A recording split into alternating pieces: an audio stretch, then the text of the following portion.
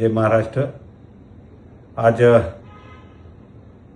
मान्य आदिवासी मंत्री उईके साहेबांकडे एक मीटिंग होती आणि त्या मीटिंगमध्ये या महाराष्ट्र राज्याचे विधानसभाचे जे सदस्य आहे ते सुद्धा होते आणि खासदार साहेब सुद्धा होते। आणि म्हणून जे एवढे दिवसापासून जो आपला समोर आहे आमचे विद्यार्थी जे आहे आणि ते वेगवेगळ्या मागणीसाठी आंदोलन करत आहे आणि त्याच्यासाठी आज मागच्या आठवड्याला जे मीटिंग ठरली होती पण ते कॅन्सल झाली होती, नाही तर मागच्या बुधवारी सुद्धा हे मीटिंग होणार होती पण ते कॅन्सल झाली आणि त्याच्यानंतर आज ते मीटिंग घेण्यात आली। मुख्य म्हणजे बोलण्याचे तात्पर्य आज जे आपले मीटिंग आहे त्या मीटिंगमध्ये विविध मागण्या जे आपले विद्यार्थी आहे त्या विद्यार्थीकडून मागण्या केल्या गेल्या। ते आमचे विद्यार्थी काही विद्यार्थी उपोषणाला बसले आहेत, त्यांची तब्येत सुद्धा बिघडली आहे। उशीर का नाही असेल पण आज या महाराष्ट्र राज्याचे आदिवासी विकास मंत्रीकडे आम्ही सगळे आमदार बसल्यानंतर त्याच्यात मेन विषय आला तर त्याच्यात काहीतरी मार्ग काढा, कारण हे योग्य नाही। आपल्या समाजाचे मुले आहे जेव्हा आम्ही बोलणं केलं आणि मग आदिवासी विकास मंत्रीने मान्य केलं की तुम्ही जे सांगणार त्या पद्धतीचं आपण करू। पहिलं तर आम्ही सांगितले तुमचा जो 5 ऑगस्टचा JR आहे, 14 ऑगस्टचा JR आहे हे ते दोघं रद्द करा आणि त्याच्यावर मग चर्चा करू। तर त्याने स्पष्ट सांगितलं ते दोघं JR आपण रद्द करतो आहे आणि नवीन तुम्ही काय करायला पाहिजे ते त्याच्यामध्ये खास करून 11-11चा जो JR आहे आणि त्या JR मध्ये मुलांना त्या जेवणापासून काय काय द्यायला पाहिजे ते सगळे विषय ते सुद्धा घेतले। जे स्कॉलरशिप आहेत ते विषय सुद्धा घेतलं पण ते करत असताना त्याच्यामध्ये मुलांच्या खास मागणी होती का आमचा जे वय अट जे लावली आहे 26 आहे 30 आहे, तर आम्ही सगळे आमदारांनी विषय मांडला का हे वय मर्यादित आहे, हे कोणाचीच वय मर्यादित राहू नये। ज्याचे जेवढे जे शिक्षण करणारे आहे तर त्यांचे 100% शिक्षण होईल तोपर्यंत तो विद्यार्थी तिथे राहू शकतो आणि म्हणून ते अट सुद्धा काढली आहे। त्याच्यामध्ये जे मागण्या मुलांचे होते का बाबा काही मागण्या आमच्या शाळामध्ये गेल्यानंतर एखादा गरीब मुलगा आहे 10वी किंवा 12वी गेल्यानंतर तो वर्षामध्ये गॅप पडला तर ते तो गॅप सुद्धा सरळीत द्यायला पाहिजे, कारण त्याने फॉर्म भरल्यानंतर तो नियमाशीर बसत असेल तर त्याचं सिलेक्शन करायला पाहिजे। ते पहिले तो JR नाही होता कारण तो 2013 मध्ये तो रद्द केलेला होता पण तो सुद्धा आम्ही मागणी केली की तो सुद्धा आपण घ्या आणि म्हणून तो सुद्धा विषय घेतला आहे। म्हणून जे तमाम विषय होते ते विषय सगळे विषय घेऊन ते सगळे आपण नवीन परिपत्र काढा असं आमच्या सगळे आमदार खासदार साहेबांना बसून ते चर्चा केले। त्याच्यामध्ये जिरवड साहेब आणि आपले खासदार होते आणि मग आम्ही आमदार 16-17 आमदार होतो आणि म्हणून ते पॉझिटिव्ह निर्णय झाला आहे। म्हणून ते जे एवढे दिवसाचे मुलांचे आंदोलन होतं तर तिथपर्यंत ते माहिती पोचायला पाहिजे आणि म्हणून आम्ही सूचना दिली की तुम्ही ताबडतोब त्या पद्धतीच्या पत्र काढा। पण त्याच्यामध्ये मला एक फोन आला आमच्याकडून का दादा ते तुरुत स्थगिती सांगितली आहे, तर त्याच्यामध्ये सुद्धा मी उईके साहेबांच्या PA सांगितलं का ताबडतोब तुम्ही ते शब्द रचना बदला का जेव्हा आपलं चर्चा झालं आहे JR रद्द केलं तर त्या पद्धतीचे जे ते पाहिजे आणि ते सुद्धा बोलणं केलं आहे। ते सुद्धा सुधारित ते पत्र काढतील आणि जो मागणी होती विद्यार्थ्यांचे जे मागण्या होत्या ते 100% आम्ही सर्वांनी सांगितलं की ते 100% येस केलं आहे आणि ते सुद्धा त्या पद्धतीचे JR निघेल। त्याचबरोबर लागेच आमच्या 3 वाजे मीटिंग होती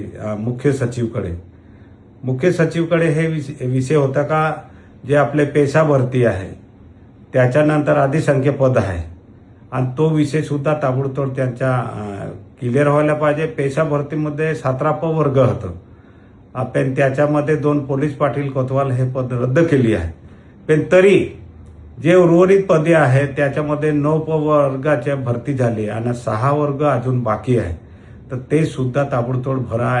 याच्यावर ते मुख्य सचिवकडे जेव्हा आमच्या चर्चा झाली आणि त्याच्यामध्ये खास करून आदिवासी विकासचे पूर्ण या 13 जिल्ह्यामध्ये जे भरती होणार आहे ते भरती आहे पेशा भरती आणि जे पेशा भरती आहे त्याच्यामध्ये आदिवासी विकासने ते भरती केली नाही, तर त्याच्यामध्ये 1800 शिक्षक आदिवासी विकास मध्ये सुद्धा ते 1800 शिक्षक ते भरणार आहे.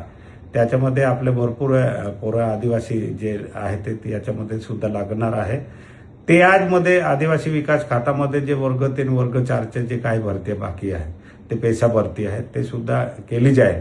त्याच्याबरोबर जो अंगणवाडी असेल किंवा जे बाकी JDचे विषय आहे, तलाठी असेल, जे आरोग्य सेवक आहे, तर त्याच्यामध्ये महिला भरती आरोग्यामध्ये सुद्धा भरायला पाहिजे. जे एक विषय त्याच्यामध्ये खास करून नंदुरबारमध्ये घेतले आहे का जे पर्सेंटमध्ये 45% होते ते 35%वर आणून त्यांना द्या, तर ते यांना पेशा भरतीमध्येच घ्या, रेग्युलर द्यायला पाहिजे. पण ते तिथे कॉन्ट्रॅक्ट बेसवर ते आदेश दिले आहेत. ते सुद्धा आम्ही आज चर्चा केली सचिवांकडे का त्यांना रेग्युलर भरतीमध्ये घ्या, आमची पेशाच भरती भरली नाही म्हणून ते भरती सुद्धा त्याच्यामध्ये करण्यात यावे, हे सुद्धा आम्ही मागणी केली आहे.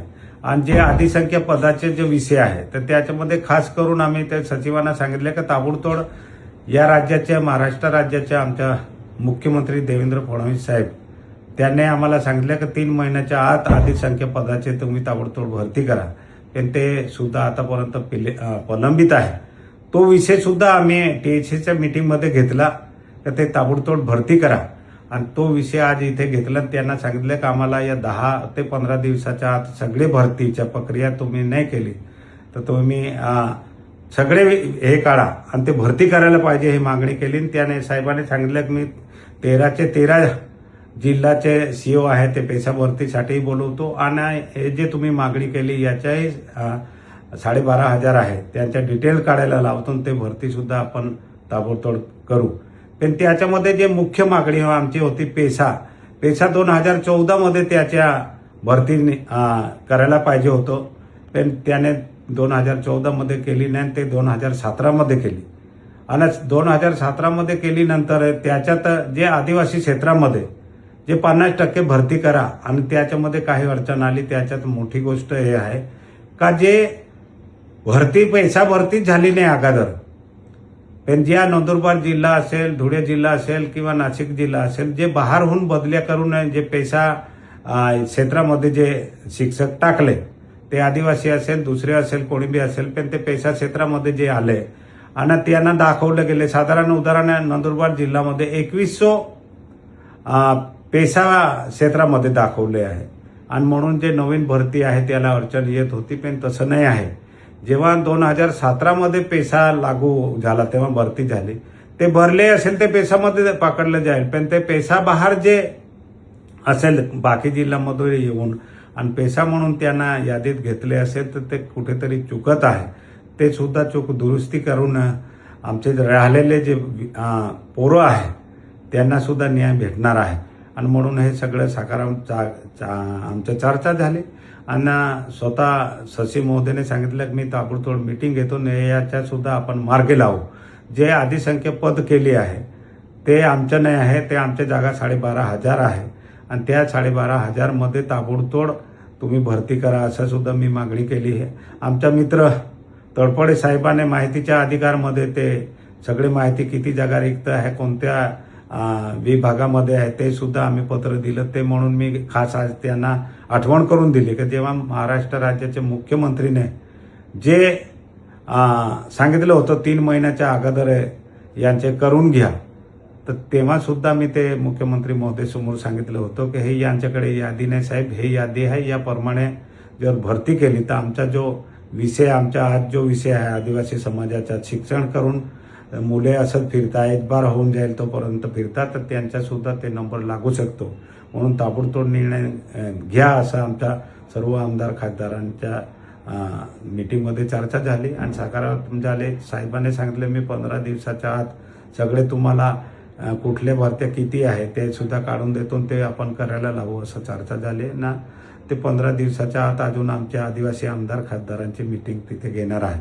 म्हणून पेशा भरती जे बाकी राहिली ते सुद्धा होणार आहे, अधिसंख्य पद ते सुद्धा होणार आहे. म्हणून आज दोघं मंत्री सुद्धा आमच्या बरोबर होते, खासदार साहेब सुद्धा, 2 खासदार सुद्धा होते आणि आम्ही आमदार होतो आणि ते निर्णय चांगले चर्चा झाली आहे.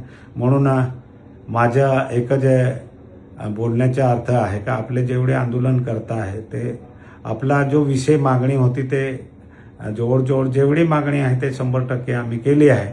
बाकी काय मागणी राहिली असेल तर ते सुद्धा बोलू नये, ते करून घ्या आणि आपल्या मुलांकडे त्यांच्या चांगला जे मागणी आहेत ते करायला पाहिजे. त्यांच्या पाठीशी आम्ही कायम उभं आहे. जय हिंद, जय महाराष्ट्र, जय आदिवासी, आपकी जय, जय विरसा.